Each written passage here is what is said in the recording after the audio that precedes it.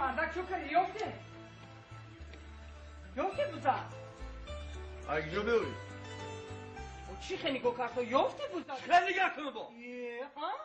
بوزا گو بکنی با خیلی نگاه بکنی گاه بزنی زبان درست گاه بزنی ای خدای من گم کردم بوزا گم کنی با در کلی من بزنی با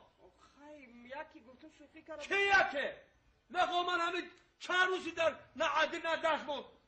بوزا کودگاش من شوخی میکنم با من چیکار کنم من گناهگارم کدامی خانم بوزا همین زیاده آمد دیدو منو خیلی نقشار کرد الان خورسات بده برو بوزا یا بیار من کنم دیوانش دیان چی شد بیان مرده چی میگی؟ ای یافتو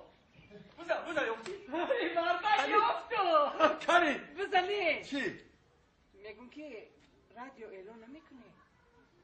در رادیو محلی 3 بار اعلان کردم 3 بار یافت نشد محلی در این نوحیه بیده آخی نوحیه؟ ها؟ میگی نوحیه برو مادر یکی مردک ها؟ خیلی مردک جون یا ربی شوگر تیار olmuş. تیار؟ خانزن گوش کن بعد دیگه همین خبر تمام شد خبر تمام شد آخر نمایش که تمام شد تگمچه زیر کن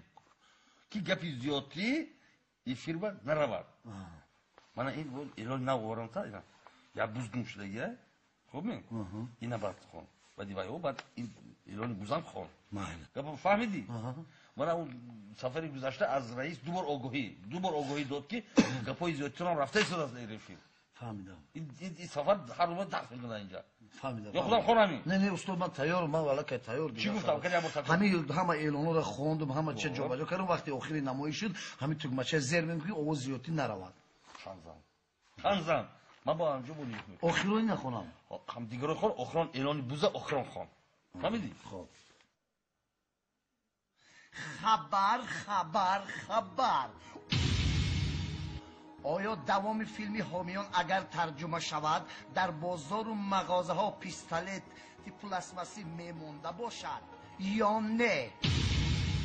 امروز بکوش چو میتوان کوش که آتش چو بلند شد جهان سوخت با کلاچکه ها در جویبارهای شهر مثل ماهی سلکنان میگردند آیا کارکنان خواجگی آنها را با چنگک میقپیده باشند یا نه؟ پسر بچه های کوچه جویبار بعد فروختن مید و فروختن کامپیوتر سر کردند آیا بچه های کوچه چشمه سار کامپیوترها را میخریده باشند یا نه؟ اینک اعلان مطلع هست که دروازه را زنجیر بند و همسایت را دوز نگیر و مقال بزرگ زیر کارد قصاب نرو که صاحبت را میجوید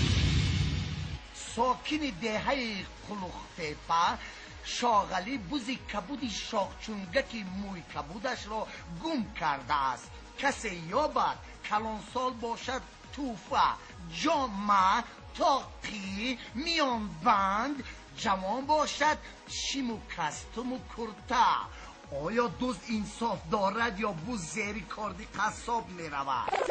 میموری این بوز تمکن بندی آخی ناشیدی چون کجا شد زیر کردی تو بچه